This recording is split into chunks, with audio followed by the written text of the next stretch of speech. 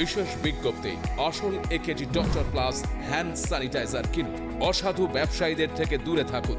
Doctor plus, 65/2 MB road, Kolkata 51। Doctor প্লাসের sanitizer কেনার সময় এই ঠিকানাটি দেখে কিনুন। সুস্থ থাকুন, সাবধানে থাকুন। নমস্কার, ডক্টরস প্যানেলে আপনাদের সবাইকে স্বাগত জানাই। ডক্টরস প্যানেল মানেই উপস্থিত থাকেন স্টুডিওতে ডাক্তারবাবুরা এবং যারা কোভিড সহ নানান রকম শারীরিক অসুস্থতা নিয়ে কথা বলেন। আজকেও কিন্তু তার ব্যতিক্রম একেবারেই নয়। আমরা কোভিডের কথা শুনবো, কারণ আমরা এখনও কোভিড মহামারীর মধ্যেই রয়েছি।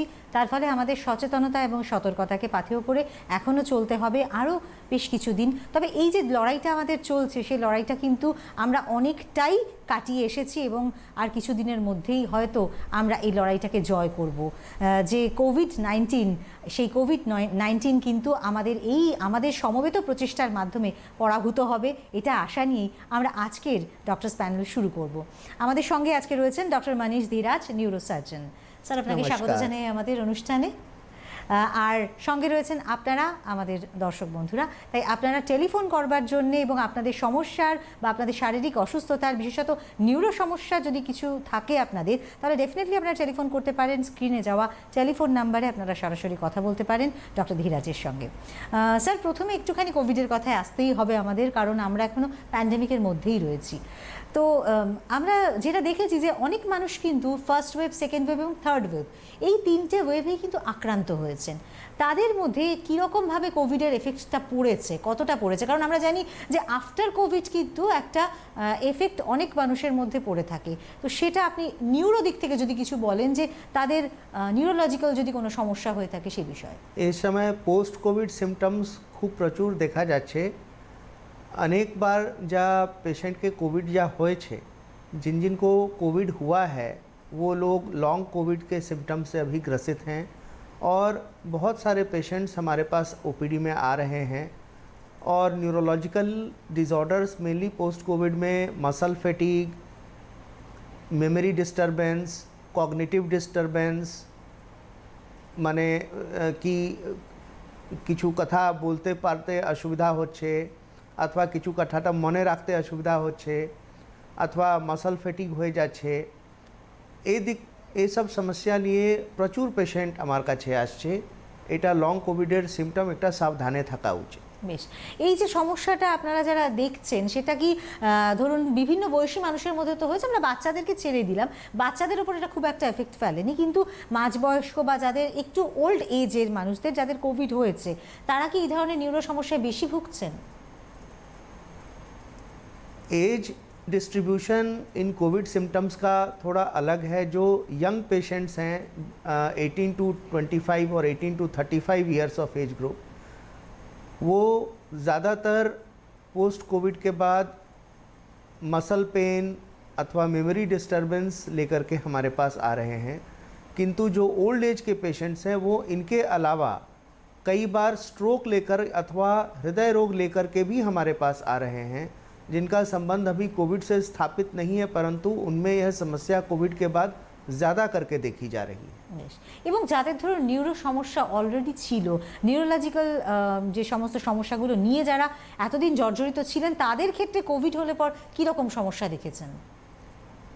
যাদের নিউরো সিমটমস আগে থেকেই আছে, ওনার কোভিড হওয়ার পরে একটা সমস্যাটা বেড়ে যাচ্ছে।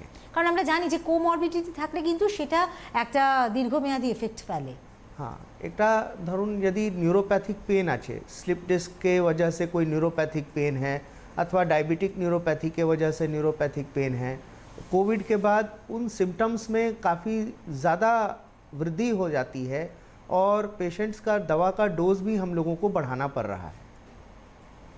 বেশ, আমরা এই কোভিডের কথা কিন্তু বারে বারে করে আপনাদেরকে বলে থাকি, কারণ এই যে কোভিড সিচুয়েশনে যারা কোভিড যাদের হয়েছিল তাদের ক্ষেত্রে নানান ধরনের সমস্যা হয়েছে এবং আফটার কোভিড যে এফেক্ট সেটা কিন্তু অনেকের ক্ষেত্রে দেখা গেছে। এবং এই যে পোস্ট কোভিড, বিভিন্ন হাসপাতালে কিন্তু পোস্ট কোভিডের জন্য একটা আলাদা করে ক্লিনিক খোলা হয়েছিল এবং সেখানে তারা ট্রিটমেন্ট নিয়েছেন। তো আমরা এবারে একটু নিউরোলজিক্যাল সমস্যার দিকে যাই, যেহেতু আপনি নিউরোসার্জন, তাই আপনাকে পেয়েছি যখন অবশ্যই ডেফিনেটলি আমরা নিউরোলজিক্যাল কিছু সমস্যা নিয়েও কথা বলবো। সেটা হচ্ছে নিউরোলজিক্যাল সমস্যা কি কি ধরনের হতে পারে? हेडेक हो सकता है, माइग्रेन हेडेक अथवा ट्राइजेमिनल न्यूरालजिया, फेशियल पेन, अथवा हेडेक ब्रेन ट्यूमर के कारण भी हो सकता है, ब्रेन टीबी, कई बार ब्रेन स्ट्रोक, हेमरेजिक स्ट्रोक या इस्चीमिक स्ट्रोक से पेशेंट आते हैं। स्पाइन में स्पॉन्डाइलोटिक डिजीज़, जो एज रिलेटेड डिजेनरेटिव चेंजेस आते हैं स्पाइन में, स्लिप डिस्क, स्पाइनल टीबी अथवा स्पाइनल ट्यूबर्स के कारण भी न्यूरोलॉजिकल कॉम्प्रेशन के कारण पेशेंट्स न्यूरोसर्जन के पास आते हैं। বেশ, এই যে আপনি মানে সমস্যাগুলোর কথা বললেন, স্লিপ ডিস্কের মতো সমস্যা, মাথা ধরার মতো সমস্যা, এটা কিন্তু প্রত্যেকটা মানুষেরই হয়, মানে আলাদা করে এটা কিন্তু একটা বিশেষ কোনো সমস্যা হিসেবে পড়ে না, প্রতিটা মানুষেরই কখনো না কখনো মাথা যন্ত্রণা হয়। আমি যদি শুরুতেই এটা বলি যে মাথা যন্ত্রণা হওয়া মানে কি আমার কোনো নিউরো সমস্যা? এটা देखो বিভিন্ন কারণে তো মাথা যন্ত্রণা विभिन्न कारण माथा यंत्रणा हो, किंतु जो सिर में दर्द हमें न्यूरोसर्जन को बताना चाहिए ज़रूर, वो एक अलग तरीके से प्रेजेंट करता है पेशेंट्स में। जो ब्रेन ट्यूमर के कारण हेडेक होता है वो ज़्यादातर सुबह में ज़्यादा होता है, सो कर के उठने के बाद ज़्यादा होता है, रात में सोकर उठने के बाद या दिन में सोकर उठने के बाद। और बहुत बार माथा दर्द के साथ मरीज़ को उल्टी भी आती है, और उल्टी आने के बाद थोड़ा सा दर्द में अगर रिलीफ भी मिलता है तो चौकन्ना हो जाना चाहिए कि ये ब्रेन ट्यूमर से संबंधित सिर का दर्द हो सकता है, और ऐसे में न्यूरोसर्जन से ज़रूर संपर्क करें। বেশ, আর একটা খুব কমন ধরনের মাথা যন্ত্রণা, সেটা হচ্ছে কি মাইগ্রেন, এবং অনেকের ক্ষেত্রেই দেখা যায় মাইগ্রেনের সমস্যায় ভীষণ ভোগেন, এবং যদি কারো কখনো মাথা যন্ত্রণা হয় তাহলে অবশ্যই এটা বলতে শোনা যায় যে মাইগ্রেন আছে কিনা। তো এই মাইগ্রেনের সমস্যাটা কেন হয়? माइग्रेन के ऊपर बहुत सारा रिसर्च है। अभी सेलुलर थ्योरी हम लोग मानते हैं, ये इस माध्यम से तो मैं नहीं समझा सकता। सामान्य जन के लिए इतना जानना ज़रूरी है कि माइग्रेन हेडेक ज़्यादातर सिर के किसी एक हिस्से से शुरू होता है, दाहिने या बाएं या सामने से या पीछे से। कई बार ये हेडेक शुरू होने के पहले आँखों के आगे कुछ फ्लैशिंग लाइट दिखाई दे सकते हैं मरीज़ को, या मरीज़ को ये महसूस हो सकता है कि मुझे सिर में दर्द शुरू होने वाला है। और जब ये दर्द शुरू होता है तो आधे एक घंटे में काफ़ी ज़्यादा तेज़ दर्द होता है, और तेज़ रोशनी की तरफ देखने में ये दर्द बढ़ता है। कोई अगर ज़ोर से बोले या टीवी की आवाज़ ज़ोर से हो, शोर शराबा ज़्यादा हो, तो उसमें भी ये दर्द बढ़ता है।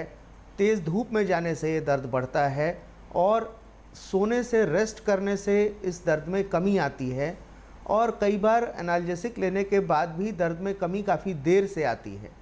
ये सब माइग्रेन हेडेक के कुछ विशेष लक्षण हैं। বেশ, তার মানে মাথা যন্ত্রণা মানেই সেটাকে কিন্তু আমরা মাইগ্রেন বা অন্য কোনো কারণের সাথে গুলিয়ে ফেলি। অনেকের কিন্তু গ্যাস অম্বলের সমস্যা হলেও তাদের মাথা যন্ত্রণার একটা প্রবণতা থাকে। ওটা সামান্য হেডেক হয়, ওটা মানে পুরো মাথাই হেডেক হয়, আর ওটা গ্যাসের ওষুধ খেলে চোখের জন্য অনেক সময় মাথার যন্ত্রণা হয়ে থাকে পাওয়ারের কারণে। চোখের জন্য যা মাথা ব্যথা হয় সে বেশি সামনের দিকটা হয়। ঠিক ঠিক। তাহলে মানে মাইগ্রেন যেটা নিউরোলজিক্যাল সমস্যা, সেটা কিন্তু স্যার যেটা বললেন যে এত সুন্দরভাবে বুঝিয়ে বললেন যে কীভাবে হলে পর সেটা আপনাকে ধরে নিতেই হবে মাইগ্রেন। এবং এই যে মাইগ্রেনের বিষয়টা, এটা আপনি তো বললেন যে মানে কী কী সিমটমস হতে পারে, কী কারণে হয় এই মাইগ্রেনের মতো সমস্যা? দেখুন, কারণ তো ও তো বহুত ডিপ থিওরি আছে, ওর মেডিকেল থিওরি তো বোঝানো খুবই মুশকিল। সামান্য যদি কিছু কারণ আমরা সাধারণ মানুষের বোঝার মতো করে আপনি ব্রেন যা সেলস থাকে, যাকে আমি নিউরন বলি, ও न्यूरॉन्स के उन न्यूरॉन्स के इरेगुलरली एक्टिवेशन के कारण माइग्रेन हेडेक होता है, और उनको सप्रेस करने के लिए हमें थेरेपी देनी पड़ती है।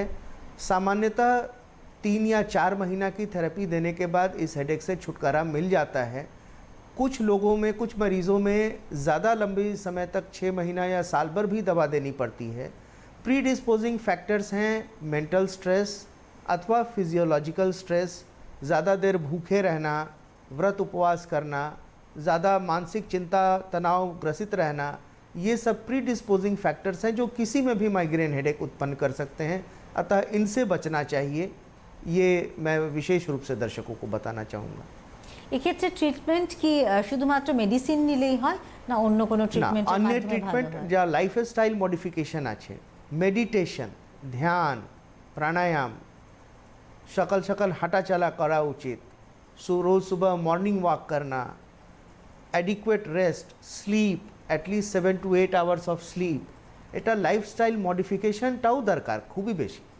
ঠিক, আর এটা কিন্তু একদম ঠিক কথা যে আমাদের জীবনযাত্রার যে প্রসিডিওর আমরা অনেক সময় নিয়ে থাকি সেটা কিন্তু আমাদের নানা রকম শারীরিক সমস্যা তৈরি করে। তো এই যে লাইফস্টাইল মডিফিকেশন শুধুমাত্র যে নিউরোলজিক্যাল সমস্যা বা মাথা যন্ত্রণা এগুলো কমায় তা কিন্তু নয়, আমাদের আরও অনেক শারীরিক অসুস্থতা দূর করতে কিন্তু সাহায্য করে। তাই আমাদের লাইফস্টাইলটাকে কিন্তু ঠিকঠাক করতে হবে, আমাদের খাওয়া দাওয়া ঠিক করতে হবে এবং ফিজিক্যাল এক্সারসাইজ যেটা কিন্তু ভীষণভাবে ইম্পর্ট্যান্ট। এবং আপনারা বারে বারে জোর দিচ্ছেন, মেডিটেশনের কথা বলছেন, প্রাণায়ামের কথা বলছেন, এবং এইগুলো যে কোনো ধরনের শারীরিক সমস্যার ক্ষেত্রে খুব ভালো রেজাল্ট দেয়। একটা কথা আমি বলবো কি আমার ব্রেন দুটো হেমিস্ফিয়ার থাকে, right hemisphere and left hemisphere. এই দুটো হেমিস্ফিয়ার সঙ্গে সঙ্গে মিলিয়ে কাজটা করে। প্রাণায়াম অনুলোম বিলোম করে এটা হয়, এটা নিউরোলজিক্যাল স্টাডিজ হয়েছে হার্ভার্ডে বস্টনতে কি দুটো সেরিব্রাল হেমিস্ফিয়ার সংযোজন যা থাকে সেটা ভালো দিকে যায়। আচ্ছা, তো সেই কারণে আমাদের মেডিটেশনটা কিন্তু ভীষণভাবে ইম্পর্টেন্ট। এছাড়া যে মানে নিউরোলজিক্যাল আর যে সমস্যাগুলো রয়েছে তার মধ্যে ব্যাক পেইন এটা কিন্তু ভীষণ ইম্পর্ট্যান্ট এবং একটা সার্টেন এজের পর বোধহয় এই ব্যথা যন্ত্রণা ক্রমশ বাড়তেই থাকে। অনেক সময় অনেকে প্রচুর কাজকর্ম করেন, তাদের ক্ষেত্রেও হয়। একটু শুনতে চাইবো এই বিষয়টা নিয়ে। विश्व स्वास्थ्य संगठन এটা रिसर्च पेपर पब्लिश करे थे अनेक दिन आगे। उस रिसर्च पेपर में विश्व स्वास्थ्य संगठन ने कहा है कि सामान्यतः विश्व के 80% लोगों को कभी न कभी पीठ दर्द की समस्या से ग्रसित होना ही पड़ता है, और उन 80% मरीज़ों में 90% जो दर्द है पीठ का वो सामान्य कुछ पोस्चरल एडजस्टमेंट और सामान्य दवाइयों से ठीक हो जाता है। किंतु 10% जो कमर के दर्द के मरीज़ हैं उनमें कोई गंभीर बात जैसे स्पाइन टीबी अथवा स्लिप डिस्क अथवा स्पाइन ट्यूमर या आर्टेरियोवेनस मैलफॉर्मेशन, ये सब चीज़ें भी हो सकती हैं जिनको कि हम लोग फिर इन्वेस्टिगेट करके देखते हैं कि क्या डायग्नोसिस है पेशेंट का। किंतु कमर में दर्द ज़्यादातर पोस्चरल इरेगुलरिटीज़ के कारण देखने को होता है, जो बैठते समय हमारी आदत है। कोई भी आप योग गुरु का आप सुनिए, आप भाषण सुनिए या आप किताब पढ़िए, या हम लोग भी जो फिजियोथेरेपी कराते हैं वो हमारे मेरुदंड या स्पाइनल कॉलम को सीधा रखने पर बहुत ज़ोर देते हैं। किंतु आजकल देखा जाता है कि पढ़ते लिखते समय या बाइक चलाते समय या कार चलाते समय कंप्यूटर पे काज करते समय हम लोग ज़्यादातर झुक करके काम करते हैं। इस कारण से हमारे समाज में यह बीमारी एक महामारी के तरह एकदम फैल गई है, और मरीज़ों को हम समझाते हैं कि आप पहले अपना लाइफस्टाइल ठीक करिए तो ये अपने आप ठीक हो जाएगा। বেশ, আচ্ছা, এই যে নিউরোলজিক্যাল প্রবলেমসগুলো রয়েছে এগুলো ব্যথার বা কোনো আঘাত ইনজুরি থেকে হতে পারে। ফ্যামিলিতে যদি কোনো হিস্ট্রি থাকে তাহলে সেক্ষেত্রেও কি এর চান্সেস থাকে পেশেন্টদের মধ্যে? ফ্যামিলি হিস্ট্রি যদি আছে তাহলে একটু বেশি চান্সেস থাকে, খুব বেশি নেই, কিন্তু একটা কোরিলেশন দেখা গেছে। আচ্ছা, একটা স্মোকিং অথবা টোব্যাকোর সঙ্গে একটা কোরিলেশন খুব বেশি দেখা যাচ্ছে। ডিজেনারেটিভ ডিস্ক ডিজিজ অথবা ব্যাক পেন অথবা স্পাইন সার্ভাইকাল পেন, ঘরের ব্যথাটা যদি আপনি স্মোকিং করেন অথবা তম্বাকু কোনোভাবে ব্যবহার করেন, এটা আপনাকে প্রিডিসপোজিং ফ্যাক্টর আছে। বেশ, আমি বলতে চাইবো আমরা আজকে আলোচনা করছি বিভিন্ন নিউরো সমস্যা নিয়ে, যেগুলো খুব কমন সমস্যা এবং প্রত্যেকেরই প্রায় কখনো না কখনো এই ধরনের সমস্যার সম্মুখীন হতে হয়, বা পরিবারের কারো কিন্তু এই ধরনের সমস্যা কখনো না কখনো দেখাই যায়। তাই এই বিষয় নিয়ে যদি আপনাদের কিছু জিজ্ঞাসা থাকে তাহলে ডক্টর ধীরাজ রয়েছেন, তার সাথে কথা বলতে পারেন। টেলিভিশন স্ক্রিনে যাওয়া যে টেলিফোন নাম্বার রয়েছে তাতে কিন্তু টেলিফোন করে আপনারা কথা বলতে পারেন। আমরা যে বিষয়গুলোতে কথা বলছিলাম যে এর নানান রকম তো কারণ রয়েছে, নিউরো যে ডিসঅর্ডার্সগুলো রয়েছে অনেকের জন্মগত কিছু ত্রুটি থাকে, তো সেই বিষয়টা নিয়ে যদি একটু বলেন আমাদের। एकटा आपने बहुत अच्छा सवाल पूछा है। कॉन्जेनाइटल मैलफॉर्मेशंस जो न्यूरल ट्यूब डिफेक्ट्स होते हैं वो जो गर्भ में भ्रूण तैयार हो रहा होता है, तो शुरुआत के 4 हफ्ते में ही जो ब्रेन और स्पाइनल कॉर्ड का फॉर्मेशन है वो लगभग हो जाता है। जब तक प्रेगनेंसी डिटेक्ट होती है कि महिला प्रेग्नेंट है या गर्भवती हैं, तब तक यदि डिफेक्ट होना है तो वो हो चुका होता है। इस कारण हमें विशेष सावधान रहने की ज़रूरत है। जो चाइल्ड बियरिंग एज ग्रुप की महिलाएं हैं उन्हें रेडिएशन से बचना चाहिए, उन्हें अपना खान पान ठीक रखना चाहिए, और यदि आप गर्भ प्लान कर रहे हैं, कंसीव करने का प्लान कर रहे हैं, तो फॉलिक एसिड टैबलेट को पहले से ही लेते रहना चाहिए, ताकि क्योंकि जब तक पता लगेगा कि गर्भ ठहर गया है तब तक जो कॉन्जेनाइटल मैल्फॉर्मेशन होने होंगे वो हो चुके होंगे। इसमें फॉलिक एसिड जो विटामिन है इसकी रोकथाम में बेहद सहायक है और उसका व्यवहार बेहद ज़रूरी है। अतः सभी जो महिलाएं गर्भ धारण करने के उम्र में हैं और शादी हो चुकी है, गर्भ धारण करना है, तो पहले से ही इस दवा को आप लेते रहें। আচ্ছা, এই যে আমরা বিশেষ ক্ষমতা সম্পন্ন যে শিশুদের দেখি, তারা কি মায়ের গর্ভস্থ এই যে নিউরোলজিক্যাল প্রবলেমের জন্যই তাদের এই ধরনের সমস্যাটা হয়ে থাকে? माँ के गर्भ में यदि एनेनकेफेली या हाइड्रोकेफेलस या स्पाइना बाइफिडा इस तरह की समस्या अल्ट्रासाउंड में दिखाई देती है, तो आज मेडिकल साइंस इतना प्रगति कर चुका है कि माँ के गर्भ में ही उस गर्भस्थ बच्चे का हम स्पाइन या ब्रेन का ऑपरेशन कर सकते हैं आज की तारीख में। और यदि कोई ऐसी समस्या है जिसका निदान संभव नहीं है, तो चिकित्सक मेडिकल टर्मिनेशन ऑफ प्रेगनेंसी के भी एडवाइस दे सकते हैं। বেশ, তো সেক্ষেত্রে এই যে সন্তানকে আপনি বলছেন যে যদি কোনো রকম সমস্যা দেখা যায় তো এই ধরনের বিশেষ ক্ষমতা সম্পন্ন শিশুকে জন্ম দেওয়ার আগেই তাকে যাতে বিনষ্ট করে দেওয়া হয় সেই হিসেবে আপনারা পারমিশন দিতে পারেন। তো এই রকম নানা রকম সমস্যা নিয়ে কিন্তু আমরা দেখতে পাই, এবং যখন একটা শিশু জন্মাচ্ছে তখন জন্মানোর পরে কিন্তু অনেক সময় তাদের মেনিনজাইটিস হয়, এটাও কিন্তু এক ধরনের নিউরোলজিক্যাল সমস্যা। তো সেটা নিয়েও যদি, কারণ অনেক সময় বাচ্চাদের যখন একটু বড় হচ্ছে তাদের তর্কা অনেকের ক্ষেত্রেই হয়ে থাকে, কিন্তু কোন ধরনের তর্কাটা যে সমস্যা তৈরি করতে পারে সেটা যদি আপনি একটুখানি বুঝিয়ে বলেন। देखो, पहले जो डिलीवरीज़ होती थी ज़्यादातर घरों में होती थी, इंस्टीट्यूशनल डिलीवरीज़ कम होती थी, तो उसके समय बच्चों में बहुत बार मेनिंजाइटिस का इन्फेक्शन होता था और मेनिंजाइटिस का टीका भी पहले नहीं था। अब मेनिंजाइटिस के लिए वैक्सीन है हमारे पास। पहले इतने एंटीबायोटिक्स हमारे पास एडवांस्ड नहीं थे जिससे कि हम बच्चों को बचा सकें। आज नियोनेटल आईसीयू में रख के अच्छे एंटीबायोटिक्स का इस्तेमाल करके ऐसे बच्चों को बचाया जा सकता है और बचाया जा रहा है। এবং কোন সময়টাতে মেনিনজাইটিসটা হতে পারে, জন্মের কতদিন পরে বা কোন বয়সে? सबसे ज़्यादा जन्म के शुरुआत के 15 दिन जो होते हैं वो सबसे ज़्यादा प्रीडिस्पोजिंग होते हैं बच्चों के लिए मेनिंजाइटिस के लिए। उन दिनों में इन्फेक्शन से बहुत सावधानी बरतने की ज़रूरत है। और विशेष रूप से माँ का दूध ज़रूर देना चाहिए, इससे बच्चों में हर तरह के इन्फेक्शन के रोकथाम की क्षमता आती है। বেশ, এই যে মেনিনজাইটিসটা হলো তার ফলে কিন্তু কিছু সেল ড্যামেজ হয়, সেই বিষয়টা যদি একটু আপনি বলেন আমাদের। मेनिंजाइटिस जो है वो ब्रेन की जो कवरिंग्स है जिनको हम मेनिंजेस कहते हैं, 3 कवरिंग्स होती हैं, ड्यूरामेटर, एरेक्नोइड मेटर और पायामेटर, उनका इन्फेक्शन है। मेनिंजाइटिस से ब्रेन में डैमेज नहीं होता है ज़्यादातर, किंतु यदि मेनिंगो एनकेफेलाइटिस हो जाता है, यानी कि इन्फेक्शन यदि ब्रेन पैरेन्काइमा में चला जाता है, तब दिमाग के सेल्स को क्षति होती है और वो जो क्षति होती है वो परमानेंट हो जाती है, उसको पूरी तरह से फिर वापस ठीक नहीं किया जा सकता। একটা টেলিফোন আছে, একটু নিয়ে নিই। হ্যালো, টেলিভিশন সেটের ভলিউমটা মিউট করে দিন। মিউট করতে বলছি। টেলিফোনে আমাদের টেলিভিশন সেটের ভলিউমটা মিউট করে টেলিফোনে আমাদের সঙ্গে কথা বলুন। আজ মিউট করাই আছে। হ্যাঁ বলুন, কি জানতে চাইছেন? বলছি কি আমার না খুব মাথার কষ্ট হয় আর মাথা ঘোরে। মাথা ঘোরে তো হয়।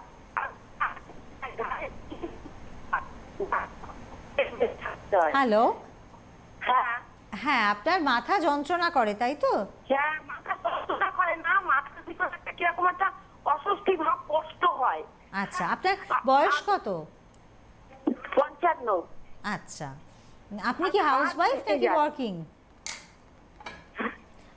আপনি হাউসওয়াইফ নাকি ওয়ার্কিং? আপনি বাড়িতেই থাকেন? আচ্ছা, বেশ, কিছু জিজ্ঞাসা রয়েছে। বলেছেন মাঝে মাঝে কি মাথা মাথায় একটু ঘুরছে। অসহ্য একটা, মানে উনি ঠিক বলতেও পারছেন না, বোঝাতেও পারছেন না, কিছুটা সমস্যা হয়, কিন্তু মাথা যন্ত্রণা বা সেরকম টাইপের কিছু না, কিন্তু অস্বস্তি হয়। वर्ष कत আছে? 55। 55 ईयर्स के एज में यदि सिर में दर्द है तो थोड़ा सावधानी की ज़रूरत है, क्योंकि कई बार एक बिनाइन ट्यूमर होता है मेनिंजियोमा, उस कारण से महिलाओं में ये ट्यूमर ज़्यादातर की देखा जाता है और इसको ऑपरेशन से पूरी तरह से ठीक किया जा सकता है। अगर दवाओं से नहीं ठीक हो रहा है तो एक सीटी स्कैन करा के ज़रूर देख लेना चाहिए। বেশ, আমরা মেনিনজাইটিসের প্রসঙ্গে ছিলাম, সেখানে আপনি বলছিলেন যে ব্রেনের যে সেল কিছু ড্যামেজ হচ্ছে বা নার্ভ কিছু ড্যামেজ হওয়ার পরে কি ধরনের প্রভাব ফেলে সেটা? ब्रेन में अलग अलग जो हिस्से हैं वो अलग अलग काम करते हैं। जैसे ये फ्रंटल कॉर्टेक्स है, इसका काम एग्जीक्यूटिव फंक्शन है, कॉग्निटिव फंक्शन है, मतलब कि जो हमारे हायर मेंटल फंक्शंस हैं, कहाँ कब क्या बोलना है, कहाँ कब क्या नहीं बोलना है, अथवा जो इन्हिबिशन है कि सोसाइटी में क्या नहीं करना है, ये सब फ्रंटल लोब से होता है। फ्रंटल लोब के पीछे के हिस्से में हमारे हाथ पैर के ताकत का कंट्रोल नियंत्रण होता है। उसके पीछे सोमैटोसेंसरी कॉर्टेक्स होता है, जिससे कि अपोजिट साइड की बॉडी का जो सेंसेशंस है वो हम फील कर पाते हैं, टच, पेन, टेम्परेचर सेंसेशंस। उसके पीछे विजुअल कॉर्टेक्स होता है, जहाँ पर कि हमारी आँखों में जो इमेज बनता है वो हम परसीव करते हैं, देखते हैं। ऑडिटरी एरिया होता है जहाँ से हम सुनते हैं। ब्रोकाज एरिया है जहाँ से हमारा लैंग्वेज फंक्शन होता है।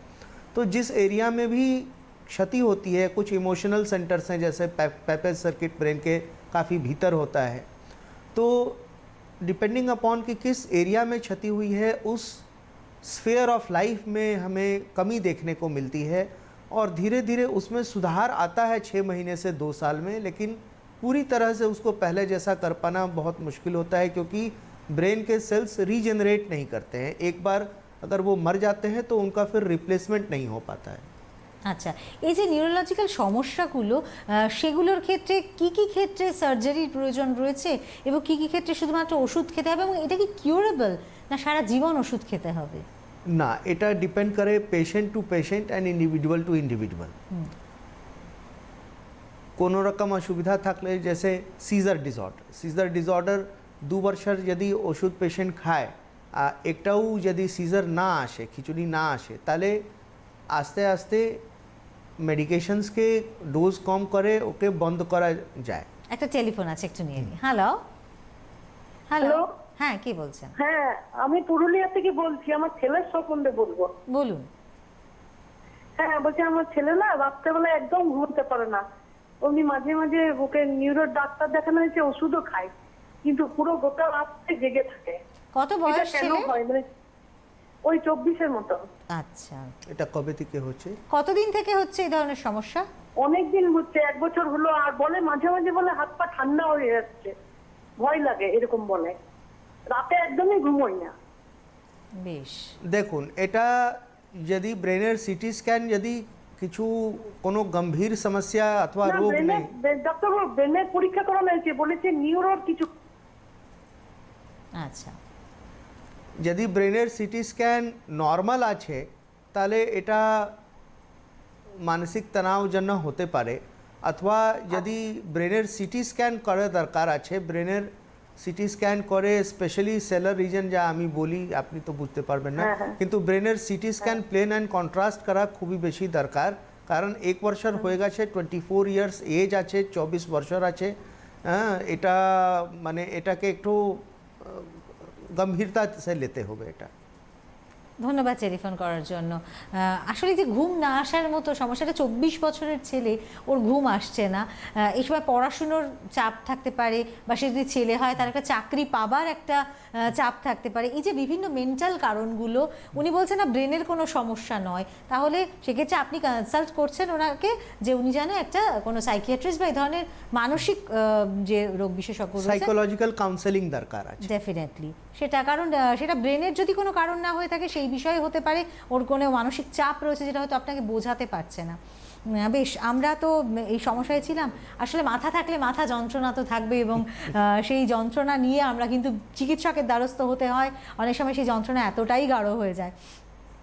তো যে বিষয়টাতে আমরা ছিলাম, যে বিষয়টা আলোচনা হচ্ছিল যে বাচ্চাদের ক্ষেত্রে এই যে মেন্টাল প্রেশার এবং এই যে ধরুন কোভিডের পরে কিন্তু বাচ্চাদের ক্ষেত্রেও একটা যেটা সমস্যা হচ্ছে সেটা হচ্ছে বাচ্চারা দীর্ঘদিন তো একটা স্কুলের যায় না, তাদেরকে এখন স্কুলে যেতে হচ্ছে। তো এই সময়টা কিন্তু তাদেরও কিছু সমস্যা হচ্ছে, সেই বিষয়টা নিয়ে যদি কিছু বলেন আমাদের, তাদের মধ্যে কী ধরনের সমস্যা হচ্ছে এবং সেক্ষেত্রে কী বা করুন। এইটা সমস্যা হচ্ছে অ্যাডজাস্টমেন্ট প্রবলেমটা, है ना। बच्चा बहुत दिन तक ऑनलाइन क्लास कर रहा था और अब अचानक से उसको स्कूल में वो जाता है तो पूरा का पूरा इन्वायरमेंट, उसका जो एजुकेशनल इन्वायरमेंट है, it is completely changed. School में फ्रेंड्स दोस्त होते हैं, टीचर्स के साथ फेस टू फेस कांटेक्ट होता है। ऑनलाइन क्लास में बच्चे घर में रहते थे, स्कूल से उनका संपर्क टूट गया था। अब एक नए इन्वायरमेंट में एडजस्ट करने में उनको समस्या होती है। अच्छा, कुछ बच्चे ऐसे भी हैं जो घर में रहने के कारण ओबेसिटी के भी शिकार हो गए हैं, क्योंकि फिजिकल एक्टिविटी बिल्कुल बंद हो गई थी। আচ্ছা, একটু স্যার থামাবো কারণ একজন দর্শক বন্ধু আছেন। হ্যালো। হ্যালো ম্যাডাম, হ্যাঁ, ডাক্তারের সাথে একটু কথা বলবো। আমার বড় মেয়ের একটু ছোট বাচ্চা হয়েছে, বেবি বয়, হ্যাঁ, 1.5 মাসের সন্তান। হ্যালো, আমরা শুনতে পাচ্ছি, বলুন। হ্যাঁ, একটু বাচ্চা হয়েছে, বেবি বয়, 1.5 মাসের বয়স। যে এই যে ব্রেন বিষয়ে বলছেন ডাক্তার, নিউরো বিষয়ে, তো আজকাল তো মেয়ে কিছু জানে না, ছোট বাচ্চাকে কিরকম সামলা যায়। আমি একটু জিজ্ঞেস করবো ডাক্তারকে কি এই ছোট বাচ্চাটা কিরকম সাবধান নিতে হয়, যার কি ব্রেনে কোন রকম ড্যামেজ আসবে না।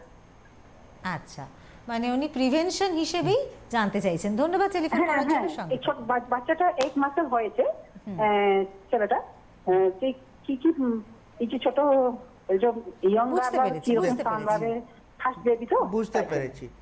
হ্যাঁ, দেখুন, সর্বপ্রথম তো বাচ্চা যা बालिशे सोए, वो बालिश जो पहले हमारे दादी नानी सरसों का जो तकिया इस्तेमाल किया करती थी, उससे बच्चे के सिर पर ज़्यादा दबाव नहीं पड़ता है और सिर गोल होता है। दूसरा, बच्चा जब थोड़ा लुढ़कने लगेगा बिस्तर पे, तो बिस्तर के दोनों तरफ कुछ गद्दा रखना होगा ताकि वो अगर गिर भी जाए तो उसको चोट नहीं लगे सिर में, क्योंकि 24 घंटा 7 दिन कोई बच्चे के पास रहे ये बहुत बार संभव नहीं हो पाता है। किसी न किसी कारण से बच्चा कभी न कभी अकेला छूटता है और ऐसे में बच्चा गिर सकता है। ये एक सावधानी है। बच्चे को माँ का दूध 6 महीने तक ज़रूर पिलाते रहें, ये बहुत ज़रूरी है बच्चे के इन्फेक्शन से बचाव के लिए। दूसरा, जो टीकाकरण का जो शेड्यूल है उसको समय पर ज़रूर पूरा करें और उसको कभी ना भूलें। अगर भूल हो जाए तो वापस जाके नर्स से पूछ करके या डॉक्टर से पूछ करके उसको पूरा कराएं। ये अभी बहुत मौलिक सावधानियां हैं जो इस समय आपको रखनी चाहिए। এই যে আপনি ভ্যাকসিনেশনের কথা বললেন, আমি একটু জানতে চাইবো, কারণ আমরা সরকারি যে সমস্ত ভ্যাকসিনগুলো দেওয়া হয় সেগুলো ছাড়া অনেকে তো যাদের সামর্থ্য নেই তারা হয়তো সরকারি ভ্যাকসিনগুলোই দিলেন, কিন্তু যদি এক্সট্রা কিছু ভ্যাকসিন যারা দিতে চাইছেন সেটা যদি একটু বলে দেন। কি ধরনের? ইনফ্লুয়েঞ্জা আর মেনিঙ্গোকোকাল ভ্যাকসিনটা, এই দুটো ভ্যাকসিন পিডিয়াট্রিশিয়ান রেকমেন্ড করে, যখন রেকমেন্ড করে তখন দেওয়া দরকার থাকে। বেশ, তো এই দুটো ভ্যাকসিন কিন্তু আপনি যদি আরেকবার বলে দেন, কারণ দর্শক যদি মিস করে গিয়ে থাকেন। মেনিঙ্গোকোকাল ভ্যাকসিনটা, ইনফ্লুয়েঞ্জা ভ্যাকসিনটা। বেশ, এই দুটো ভ্যাকসিন কিন্তু এক্সট্রা আপনারা দিয়ে নিতে পারেন এবং এই যে ভ্যাকসিনগুলো দেওয়ার ফলে বাচ্চার মধ্যে কিন্তু রোগ প্রতিরোধ ক্ষমতা তৈরি হয় এবং ভ্যাকসিনেশনটা কিন্তু ভীষণভাবে ইম্পর্টেন্ট। এবং যেটা স্যার বললেন যে কিভাবে আপনি বাচ্চাকে রাখবেন, এই যে ধরুন হয়তো বাচ্চা পড়ে গেল, এই যে কোনো চোট আঘাত সেই সময় হয়তো কোনো সমস্যা হলো না, কিন্তু সেটা হয়তো ভবিষ্যতে কোনো সমস্যা তৈরি করতে পারে এবং বাচ্চাদের ক্ষেত্রে তো পড়ে যাওয়ার ঘটনা প্রায়শই হয়। যদি বাচ্চা পড়েই যায় তাহলে এটা দেখতে হবে কি বাচ্চাকে মাথা ব্যথা কোথায় হচ্ছে। যদি যেখানেই চোট লাগা আছে সেখানেই মাত্র ব্যথা আছে তাহলে কোনো বেশি অসুবিধা নেই, কিন্তু যদি পুরো মাথা ব্যথা হচ্ছে, বাচ্চা বমি করেই যাচ্ছে, 1-2 বার বমি হলে কোনো অসুবিধা নেই, কিন্তু বমি যদি বারবার হচ্ছে তাহলে তাড়াতাড়ি নিউরোসার্জন কাছে একটু দেখা করতে হবে। ঠিক, এবারে একটু অন্য ধরনের সমস্যায় আসি, কারণ এই তো গরমকাল আসছে এবং এই সময় কিন্তু অনেকের স্ট্রোক হবার প্রবণতা দেখা যায় এবং অনেকেই কিন্তু এই স্ট্রোক মানে হলে পর ঠিক বুঝতে পারে না, কিন্তু ব্রেন স্ট্রোক হওয়াটা কিন্তু একটা ভীষণ মারাত্মক ব্যাপার এবং হলে পর অনেক সময় মানুষকে বাঁচানো সম্ভবপর হয় না এবং যদি বা বাঁচে তাহলে প্যারালিসিসের শিকার হতে হয়। তো এই বিষয়টা যদি একটু বলেন, কারণ গরম আসছে এবং শুধু গরম বলে নয়, এই সময়টা অনেকে বাইরে থাকেন, সেই সময়টা এই সমস্যা তৈরি হয়, যদি একটু বলেন ब्रेन स्ट्रोक ब्रेन स्ट्रोक का जो सबसे इनिशियल आरंभिक सिम्टम्स है उनको जानना सबके लिए बेहद ज़रूरी है। शुरू में यदि ऐसा लगे कि चेहरे का एक तरफ का नियंत्रण नहीं हो पा रहा है या चेहरा एक तरफ डेविएट हो रहा है या बात बोलने में कथा बोला समय कथाटा जुड़िए जाच्छे, स्लरिंग ऑफ स्पीचटा होच्छे, अथवा यदि हाथे आमी चाय कप धरेছি कपটা কাঁপছে, হাঁটা চলা করার সময় ব্যালেন্স ঠিক মতন পাচ্ছি না, এসব স্ট্রোকের আরম্ভিক সিমটমটা হচ্ছে। একটা সিমটম হচ্ছে সাবঅ্যারাকনয়েড হেমারেজ यदि হয় তাহলে খুব বেশি माथा व्यथा হয়, है ना। यदि सबअराकनॉइड हेमरेज होता है तो उसमें मरीज़ को बहुत ज़्यादा सिर में दर्द विद इन फ्यू सेकेंड्स होता है। इस तरह का यदि सिर में दर्द होता है जो कुछ सेकंड्स में ही बहुत ज़्यादा हो गया हो तो तुरंत डॉक्टर को दिखाना चाहिए। और जो सिम्टम्स मैंने बताए, अगर इस तरह का कोई सिम्टम्स हो तो तुरंत डॉक्टर को दिखाना चाहिए। ऐसे में वो सीटी स्कैन करा सकते हैं और अगर एमआरआई की सुविधा अब उपलब्ध है तो एमआरआई कराना भी ज़्यादा बेहतर होता है, क्योंकि एमआरआई में ब्रेन में जो परिवर्तन हो रहा होता है वो ज़्यादा जल्दी पकड़ में आती है। আচ্ছা, এক্ষেত্রে অবশ্যই আসবে প্রিভেনশনের কথা, কারণ prevention is better then cure, আমরা সবাই জানি। তো সেক্ষেত্রে এই যে স্ট্রোক জাতীয় জিনিস বা আরও যে ধরনের সমস্যাগুলো, আমাদের কিন্তু প্রিভেন্ট করবার জন্য আমাদের একটু সচেতন হতেই হবে। সেক্ষেত্রে কী করণীয়? सर्वप्रथम तो अपना लाइफ स्टाइल को ठीक रखना बहुत ज़रूरी है। आधा घंटा moderate intensity exercise at least 5 days a week। Hydration maintain रखना बहुत ज़रूरी है। आपने देखा होगा बीच में मैंने भी थोड़ा सा पानी पिया था। At least 2 to 3 liters of fluids every day लेना सबके लिए बहुत ज़रूरी है। Sleep 7 to 8 hours of sleep is very essential. Mental stress हमारे जीवन का एक हिस्सा बन चुका है, परंतु उसको इतना हावी ना होने दे कि वो हमारे स्वास्थ्य पर असर करे, ये ख्याल रखना ज़रूरी है। আচ্ছা, আমরা প্রিভেনশনের প্রসঙ্গে আসছি, কিন্তু কোনো দর্শক বন্ধু আছে, একটু কথা বলে নি। হ্যালো হ্যালো, হ্যাঁ নমস্কার, কে বলছেন? নমস্কার, আপনাকে আমি বহুদিন বিশ্বাস করছি। একটু জোরে বলুন, শুনতে পাচ্ছি না। মানে বললাম আমি বহুদিন বিশ্বাস জলপাইগুড়ি থেকে। আপনার কথাটা কিন্তু পরিষ্কারভাবে আমাদের কাছে পৌঁছচ্ছে না। অভিজিৎ বিশ্বাস জলপাইগুড়ি। আচ্ছা বলুন, কি জানতে চাইছেন? ম্যাম বললাম, মানে আমার গত 13 দিন আগে জ্বর ছিল, জ্বরটা এখন কমে গিয়েছে। আমি কি এখন কি ভ্যাকসিন নিতে পারি? আর বললাম যে আমার হলো 15 বছর বয়স। কত বছর বয়স? 15 বছর বয়স। আচ্ছা, 15 বছর বয়স, ভ্যাকসিন নিতে পারবে কিনা সেটা জানতে চাইছো, তাই তো? জ্বর কবে হয়েছে? 13 দিন আগে জ্বর ছিল। কতদিন আগে? আর একবার 13 দিন। আমাদের কাছে না সত্যি পরিষ্কার হচ্ছে না কথাটা, আরো একবার। 13 দিন। 13 দিন। यदि 2 सप्ताह ज्वर ना आसे, মানে 2 সপ্তাহ পুরো হয়ে যায়, তাহলে আপনি ভ্যাকসিনটা নিতে পারেন। বেশ, আর একজন ফোন করেছেন, একটু শুনে নি। হ্যালো হ্যালো, মন্ত্রী দিলীপ পাল বলছি। হ্যাঁ বলুন। হ্যাঁ, আমার এই সোডিয়াম পটাশিয়ামের যে গ্রন্থিটা আছে ব্রেনে, সেইটা অকেজ হয়ে যাচ্ছে বলে সোডিয়াম পটাশিয়ামের কন্ট্রোলটা থাকছে না ঠিক। হ্যাঁ, সেই জন্য আমাকে সোডিয়াম পটাশিয়ামের ওষুধ আপাতত সপ্তাহে একটা করে খেতে হচ্ছে। এই যে সম্পর্কে জানতে চাইবো কি করলে আমি এ থেকে ভালো হতে পারবো কিনা। আচ্ছা, ধন্যবাদ টেলিফোন করার জন্য, সঙ্গে থাকুন। প্রথমে যে ফোন করেছিল 13 বছর ওর বয়স এবং সে কিন্তু 15 বছর বয়স এবং 13 দিন আগে তার জ্বর হয়েছিল, সে কি ভ্যাকসিন নিতে পারবে কিনা জানতে চাইছে। वो वैक्सीन ले सकते हैं। 13 दिन हो ही गया है, 2 सप्ताह 1 दिन में हो जाएगा एंड उसके बाद she can take the vaccine. कथा होच्छे कि at the time of taking vaccine patient should be afebrile. और मतलब वैक्सीन लेने के समय फीवर नहीं होना चाहिए। फीवर यदि आ रहा है तो उस एक्टिव फेज में वैक्सीन नहीं लेना चाहिए, क्योंकि फिर वैक्सीन से जो सिम्टम्स होंगे वो ओवरलैप करके फिर पता नहीं चल पाएगा कि ये वैक्सीन के वजह से है या इन्फेक्शन के वजह से।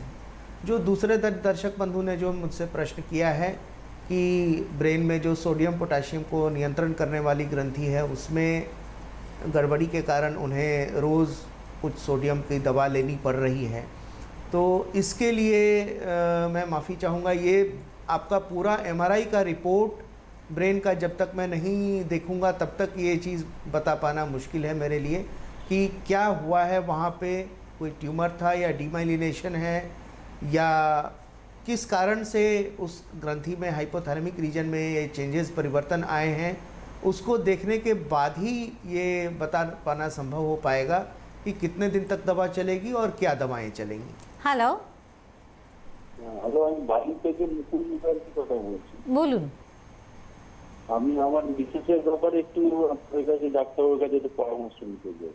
বলুন। আমার বিশেষের বয়স হচ্ছে 57, ঠিক আছে?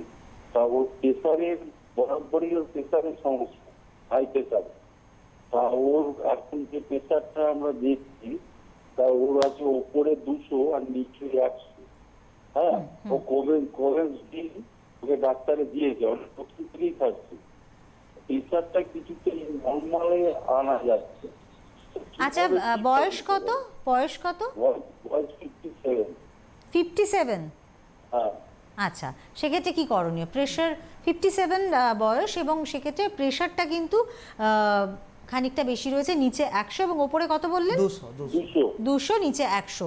তো সেক্ষেত্রে কি করণীয় সেটা আমরা শুনবো, কিন্তু আরও একজন দর্শক বন্ধু আছেন, তার সাথে কথা বলে নি। হ্যালো। হ্যালো, হ্যাঁ বলুন। নমস্কার। নমস্কার, বলুন। আমার নাম সুমিতা ঘোষ, আমি শ্যামবাজার থেকে বলছি। হ্যাঁ বলুন। আমার একটু নার্ভের প্রবলেম হয়েছে, আমার ডান হাতটা খুব ঝিঝি ধরে যাচ্ছে। হ্যাঁ, আমি আঙুলগুলো আমার অবশ হয়ে যাচ্ছে, আর পায়ের শিরা শুয়ে থাকলে পায়ের শিরাটা প্রচন্ড টান হচ্ছে। হ্যাঁ, তা আমি তো ডাক্তারবাবুকে জানতে চাই, আমি তো ওষুধ খাচ্ছি, আমি কিরকম বলুন তো, একটু মানে সারা কথা শুনলে আমার মাথাটা গরম হয়ে যাচ্ছে, বা আমি এতটাই উত্তেজিত এত রেগে যাচ্ছে মানে সহ্য করতে পারছি না, মানে এত প্রচন্ড রাগ হয়ে যাচ্ছে। এতে কি আমার কোনো ক্ষতি হতে পারে একটু জানার জন্য ডাক্তারবাবুকে বলছি। আপনার বয়স কত? আমার বয়স 41। প্রচুর মাথা গরম হয়ে যাচ্ছে। হ্যাঁ, আমি কিছুদিন মানে 2 মাস ধরে আগে করে ওষুধ খাচ্ছি। হ্যাঁ, নার্ভের ঘরে দেখাচ্ছি, তার সত্ত্বেও আমি এই সমস্যাটা আপনি বুঝতে পেরেছেন তো সমস্যাটা? বেশ, ধন্যবাদ টেলিফোন করার জন্য, সঙ্গে থাকুন। একবার বলে দিন তো দিদি কি বললেন এই দর্শক বন্ধুটা? ওনার হাতটা অবশ হয়ে আসছে, ডান হাতটা। হ্যাঁ, এবং ওনার 41 বছর বয়স। তো সেটা কোনো মানে ক্ষতি হতে পারে কি? এটা যে সমস্যা হচ্ছে, এটা সিমটম হচ্ছে लेफ्ट साइडर ब्रेन स्टेम स्ट्रोकটা ना। ये पेशेंट को सीटी स्कैन कराना बहुत ज़रूरी है। सीटी स्कैन में क्या फाइंडिंग्स हैं, क्या डायग्नोसिस है, वो देखना बहुत ज़रूरी है। सिम्टम से ऐसा लगता है कि ब्रेन के लेफ़्ट साइड में स्ट्रोक इनको हुआ है, जिसके कारण से कि जो दाहिने तरफ का शरीर है उसमें ताकत की कमी होगी, और लेफ़्ट साइड ऑफ ब्रेन हमारा डोमिनेंट लोब होता है। Because of that we are right handed. Left side of brain controls our right side of the body and right side of brain controls our left side of the body. So our speech center, हमारा जो language का area है और जो हमारा main emotions का area है वो बाएं तरफ के ब्रेन में ही होता है। इसी कारण से इनको अगर गुस्सा आता होगा तो बहुत ज़्यादा गुस्सा आ जाता होगा, और इरिटेबल बिहेवियर हो गया होगा। इसके लिए हम लोग दवाइयाँ देते हैं जिससे पेशेंट जल्दी ठीक होते हैं, और 6 महीना जाते जाते काफ़ी ज़्यादा सुधार इसमें हो जाएगा, और ये सुधार धीरे धीरे फिर 2 साल तक चलता रहता है। दवा खाते रहने से, और जो प्रिवेंशन पार्ट जो अधूरा रह गया तो मैं पूरा करूँगा। वो करते रहने से इसमें धीरे धीरे निश्चित रूप से सुधार आएगा दीदी, आप घबराइए नहीं। আর তার আগে যে দর্শক বন্ধু ফোন করেছিল না প্রেশার বেশি আছে 200/100 blood pressure 57 years of age, এটা অনেক বেশি ব্লাড প্রেশার আছে। এটা হার্টের ECG, echocardiogram, thyroid profile, blood sugar, urea, creatinine, blood counts করানা খুব বেশি দরকার। ব্লাড সুগার ওষুধ সরি ব্লাড প্রেশার ওষুধটা মানে রেগুলার নিয়মতা লেবার দরকার আছে। ব্লাড প্রেশার ওষুধ আপনি কখনো বন্ধ করবেন না। কোনো ওষুধি রোগ বিশেষজ্ঞের কাছে গিয়ে তাড়াতাড়ি কিছুটা ব্লাড প্রেশার ওষুধ আপনি আরম্ভ করে দিন। এই প্রেশারের ওষুধের ক্ষেত্রে অনেকেই কিন্তু কন্টিনিউ করতে করতে যখন প্রেশারটা হয়তো কন্ট্রোলে চলে এলো, অনেকেই প্রেশারের ওষুধটা বন্ধ করে দেন। তার ফলে কিন্তু নানা রকম সমস্যা বাড়তে পারে। আপনারা ভাববেন না যে ব্লাড প্রেশারটা কন্ট্রোল হয়ে গেল মানে আপনি ভালো হয়ে গেলেন। এটা কিন্তু আপনাকে লাইফ লং খেয়ে যেতে হবে ব্লাড প্রেশারের ওষুধ। একটা আমি কথা বলতে চাই। আচ্ছা, আমরা শুনছি কিন্তু একজন দর্শক বন্ধু আছেন। হ্যালো হ্যালো, হ্যাঁ বলুন। নমস্কার, আমি দুর্গাপুর থেকে বলছি। বলুন। আমার মায়ের 73 ইয়ার্স এজ। তো মায়ের মানে বেশ কিছুদিন ধরে হাত পা কাঁপছে, অনেকদিন ধরে। ডাক্তার দেখিয়েছেন, উনি বলেছেন যে নার্ভ গুলো শুকিয়ে আসছে। আচ্ছা, তো ওর কি কোনো রেমেডিস নেই? আচ্ছা, ডাক্তার দেখিয়েছেন, ডাক্তার কি বলছে? আমরা পার্মানেন্টলি মেডিসিনের ডাক্তার দেখাই। তো উনি বলেছেন যে বয়স হয়েছে তো নার্ভ গুলো শুকিয়ে আসছে। ওকে, আমরা মাকে জানাইনি। বেশ বেশ, ধন্যবাদ। হ্যাঁ, ধন্যবাদ টেলিফোন করার জন্য। বয়সটা অনেকটা হয়েছে। এটা সেনাইল চেঞ্জেস বলা যায় মেডিকেল টার্মিনোলজিতে। সিটিতে অনেক সময় এজ রিলেটেড চেঞ্জেস অথবা সেরিব্রাল অ্যাট্রফি। আচ্ছা, আমরা আরেকটা টেলিফোন নিয়ে নিই, তারপর একবারে উত্তরে আসছি। হ্যালো হ্যালো হ্যালো, আমি কি মৌসুমী ম্যাডামের সঙ্গে কথা বলছি?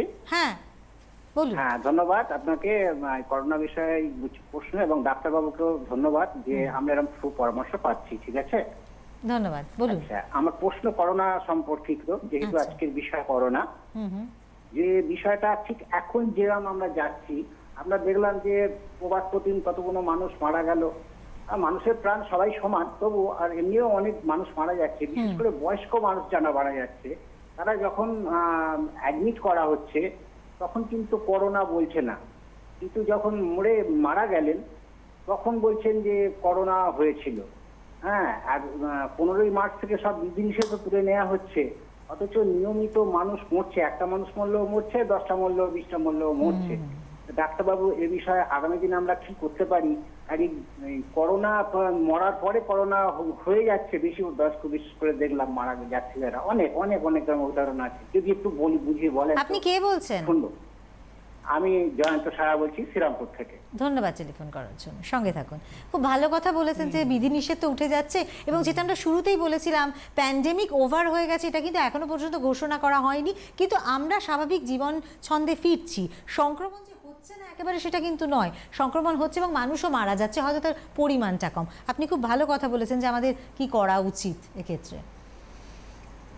एक सबसे पहले जो मैं ब्लड प्रेशर वाला बता रहा था, वो बहुत ज़रूरी है ये समझना। आपने कभी रबर बैंड देखा है?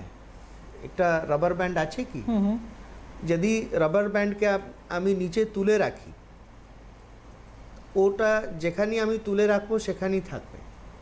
যদি আমি একবারই ছেড়ে দিই তাহলে ওটা মানে जो उसका ओरिजिनल पोजीशन था वो वहाँ नहीं जाएगा, वो उससे ऊपर जाएगा।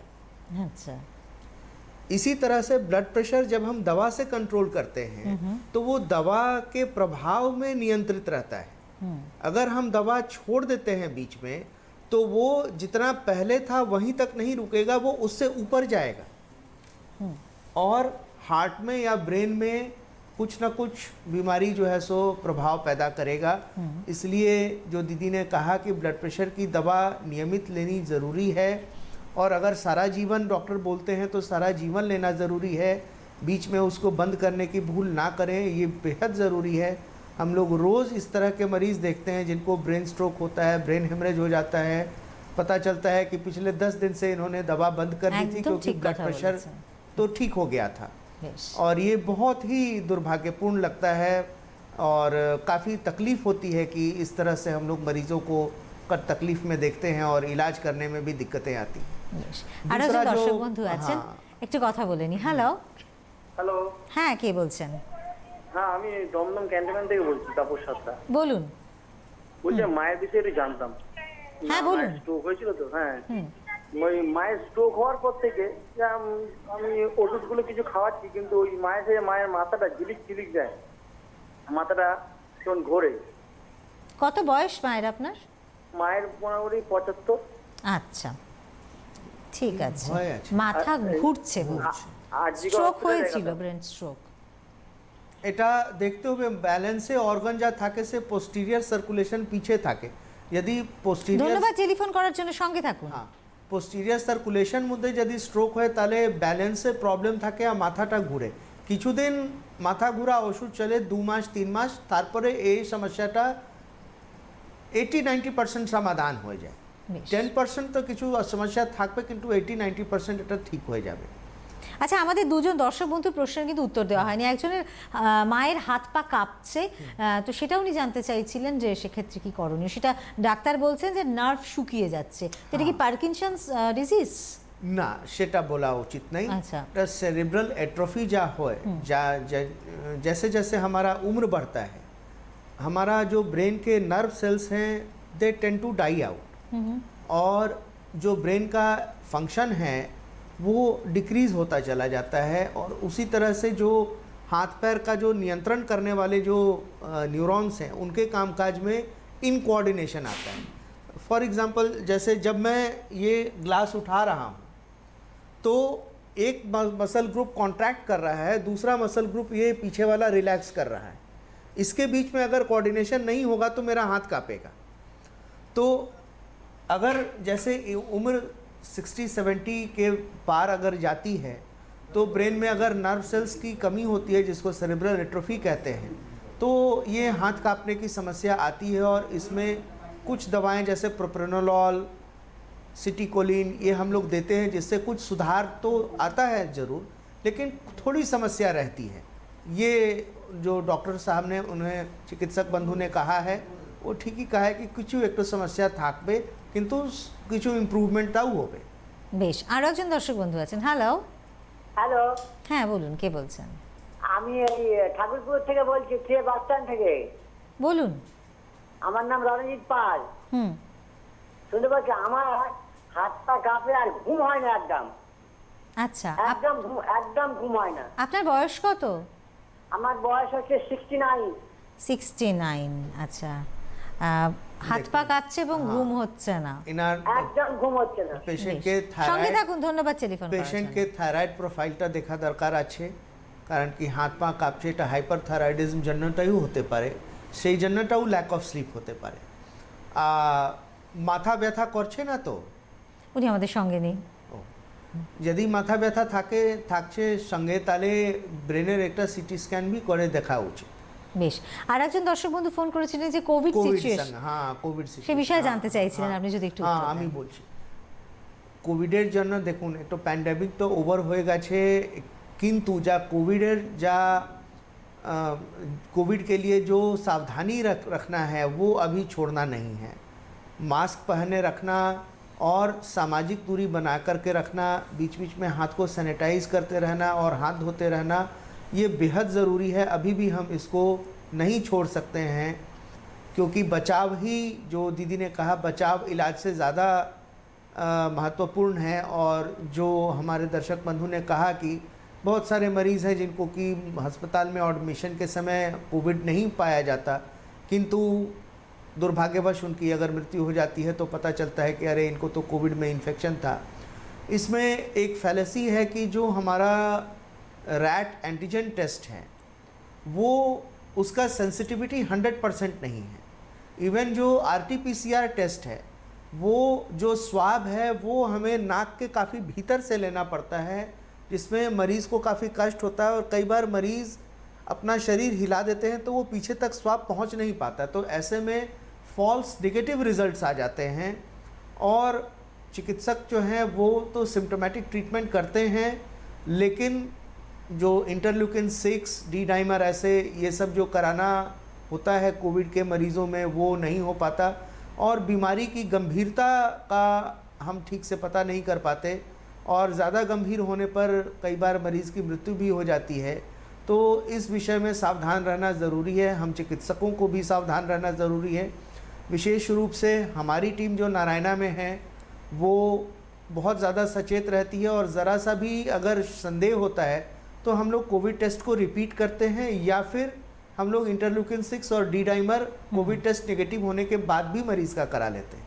আচ্ছা, আমাদের আরও দর্শক বন্ধুরা রয়েছেন সঙ্গে। হ্যালো। হ্যালো, হ্যাঁ, কে বলছেন? আমি উত্তরাখণ্ড থেকে পুষ্প দাস বলছি। হ্যাঁ, বলুন।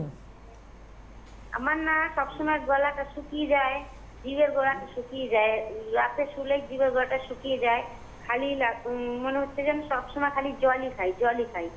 জিভের গলাটা খুব শুকিয়ে যায়, আর একদম মাথার উপরটা না খুব যন্ত্রণা করে, যেন লাগে যেন বমি আসে, এরকম যন্ত্রণা করে। আপনার বয়স কত? মাথার উপরে আমার বয়স 45। আচ্ছা, 45। কিছু জিজ্ঞাসা? এই অসুবিধাই হয়, খালি বমি ভাবটাও লাগে কি মাথা ব্যথা? হ্যাঁ, উনি বলছেন একটু যেন মনে হয় বমি হবে। দেখুন আপনার বমি হয় না। না না আপনার আচ্ছা, আরেকজন দর্শক বন্ধু আছেন, তার ফোনটাও একটু আমরা নিয়ে নিই। হ্যালো। হ্যালো, হ্যাঁ, কে বলছেন? আমি হুগলি খন্নাম থেকে বলছি। বলুন। হ্যাঁ, আমার ওই নিউরো প্রবলেম মনে হচ্ছে, মানে ওই চায়ের কাপ ধরলে একটু হালকা হাতটা ভাইব্রেট হয়, আর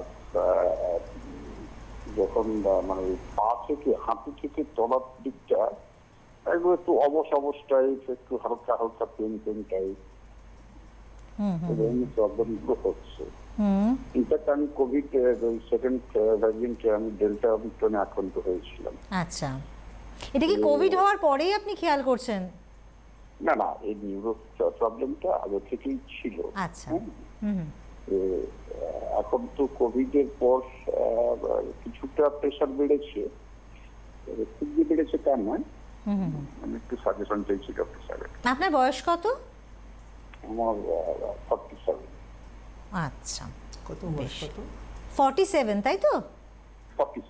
47।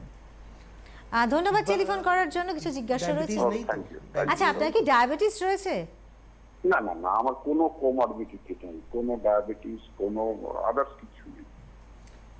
ধন্যবাদ টেলিফোন করার জন্য, সঙ্গে থাকুন। এটা কিন্তু দেখতে হবে নার্ভ কন্ডাকশন ভেলোসিটি করে কি যা কমন পেরোনিয়াল নার্ভ আছে অথবা কিছু স্পাইনাল লাম্বার স্পন্ডাইলোসিস জন্য কোনো রেডিকুলোপ্যাথি তো নেই, যে এখন যা বলেছেন কি আমার পাটা আবাস হয়ে যাচ্ছে না, সেটা মানে নার্ভ কন্ডাকশন ভেলোসিটি করে একটু দেখতে হবে। আচ্ছা, আগে যে পেশেন্ট ফোন করেছিলেন কি মাথা ব্যথা করছে, বমি ভাব লাগছে, গলাটা শুকিয়ে এবং গলা শুকিয়ে আসছে, এটার জন্য মানে পেশেন্টকে সিটি স্ক্যান উইথ কন্ট্রাস্ট করা খুবই বেশি দরকার। কারণ আছে কি এটা যে আমি বললাম কি যদি মাথা ব্যথার সঙ্গে বমি ভাবটা লাগে তাহলে ওটা মানে কিছু অন্য ডিফারেন্সিয়াল ডায়াগনোসিসটাকে রুল আউট করা দরকার থাকে। CT scan brain plain and কন্ট্রাস্টটা আপনি করিয়ে রাখুন, আপনি কোনো নিউরোলজিস্ট সঙ্গে যোগাযোগ করুন। বেশ। আর আমাদের যে দর্শক বন্ধু হুগলি থেকে ফোন করলেন, আপনার যে পায়ের হাঁটু থেকে নিচের দিকটা অবশ হয়ে আসছে, আপনার নিউরো সমস্যা রয়েছে, সেক্ষেত্রে ডাক্তারবাবু যেটা বললেন সেটা কিন্তু আপনাকে একটু ডাক্তারের সাথে কনসাল্ট করা প্রয়োজন, এবং তিনি দেখে এটাকে বুঝবেন যে কী ধরনের সমস্যা আপনার। কারণ এই ধরনের ওভার দ্য টেলিফোন কিন্তু এই বিষয়টা বলা সম্ভবপর নয় যে কেন এই সমস্যাটা হচ্ছে। আপনার কোভিডও হয়েছিল আপনি বললেন, এবং এই যে আফটার কোভিড কিন্তু কিছু কিছু কমপ্লিকেশন মানুষের বেড়েছে। मैंने पहले ही कहा है कि जिनको न्यूरो की समस्या है, कोविड होने के बाद उनकी समस्या बढ़ती हुई हम लोग देख रहे हैं, और अगर दवा चल रही है तो दवाओं की डोज भी बढ़ानी पड़ रही है। বেশ, আমরা প্রিভেনশনে ছিলাম, যেখানে অনেক দর্শক বন্ধুর ফোন অ্যাটেন্ড করতে গিয়ে আমরা সেই বিষয়টা একটু থামিয়ে দিতে হয়েছিল। আপনি যদি আরেকবার বলেন। হ্যাঁ, লাইফস্টাইল মডিফিকেশনটা আমি বলেছিলাম। अन्य कथा হচ্ছে অ্যাভয়েড টোব্যাকো। तंबाकूके एकदम ही अवॉइड करा उचित, कोनो फॉर्मे अपनी तंबाकू व्यवहार करूँ ना, संभव थाके अल्कोहलटाकेও अवॉइड करूँ। नॉन वेजिटेरियन डाइट खूब बेशी लेवा उचित नहीं। वेजिटेरियन डाइट हमारा शरीर है वो वेजिटेरियन डाइट के लिए प्रकृति ने बनाया है। नॉन वेजिटेरियन डाइट सप्ताह में एक बार हो सकता है। তাহলে হোয়াইট মিট जैसे পোলট্রি চিকেন অথবা ফিশ এগ আমি নিতে পারি, কিন্তু রেড মিট মাটন এসব খুব বেশি নেওয়া ঠিক নেই। और কোলেস্ট্রল লেভেল দেখতে হবে above 35 years of age. Body একটা চেকআপ দরকার থাকে ব্লাড প্রেশার আর ডায়াবেটিস জন্য। যদি সঙ্গে ব্লাড প্রেশার আর ডায়াবেটিস আছে তাহলে ওকে ভালো उसको अच्छे से उसको कंट्रोल में रखना बेहद ज़रूरी है, ताकि आगे चल कर के ये स्ट्रोक और ब्रेन हेमरेज या इस्कीमिक स्ट्रोक की संभावना ना हो। অসংখ্য ধন্যবাদ ডক্টর ধীরাজ, আপনি যেভাবে সুন্দরভাবে দর্শক বন্ধুদের বুঝিয়ে দিলেন এবং প্রচুর দর্শক বন্ধু ফোন করলেন, তারা কিন্তু তাদের প্রশ্নের উত্তর খোঁজবার চেষ্টা করলেন এবং ডক্টর ধীরাজ কিন্তু সেই প্রশ্নের উত্তর সবটাই দিলেন। আপনাদেরকে এই অনুষ্ঠানের শেষে একটাই বার্তা দিতে চাইব যে আমাদের প্রচণ্ডভাবেই সতর্ক থাকতে হবে, সজাগ থাকতে হবে এবং সচেতন থাকতে হবে, এবং প্রোটোকল যেটা রয়েছে কোভিড প্রোটোকল সেটা কিন্তু আমাদের মেনটেন এখনও করতে হবে, তবেই কিন্তু আমরা ভালো থাকতে পারবো। আজকের মতো আমাদের ডক্টরস প্যানেল এখানেই শেষ করছি। সবাই ভালো থাকুন, সুস্থ থাকুন, নমস্কার। বিশেষ বিজ্ঞপ্তি, আসল A K G doctor plus hand sanitizer কিনুন, অসাধু ব্যবসায়ীদের থেকে দূরে থাকুন।